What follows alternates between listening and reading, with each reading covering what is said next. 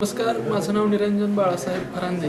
शिवाजी विद्यापीठाच्या विद्यार्थी मंडळाच्या सचिवपदी माझी आत्ताच निवड जाहीर झालेली आहे. बिनविरोध निवड झालेली आहे.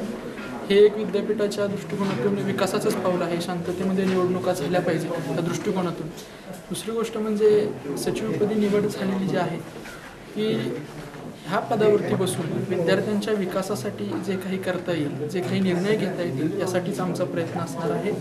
15 जणांची जी सदस्यांची कमिटी आहे, त्या कमिटीतील प्रत्येक सदस्याचे विचार लक्षात घेऊन आणि त्यांना बरोबर घेऊन आम्ही इथून पुढं काम करणार आहोत.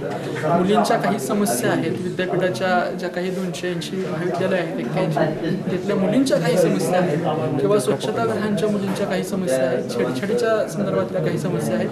विद्यापीठ अनेक वर्ष या समस्यांच्यावरती काम करते, पण आता इथून पुढं आम्ही आणखी जोमाने त्या समस्या सोडवण्यासाठी प्रयत्न करणार आहोत. आणि बाकीचे सुद्धा विद्यार्थ्यांचे जे काही ग्रंथालयाच्या संदर्भातले काही प्रॉब्लेम असतील किंवा इतर काही समस्या असतील तर त्या सोडवण्यासाठी आम्ही पुढे प्रयत्न करू. पदावरती बसल्यानंतर जबाबदारी वाढते. धन्यवाद.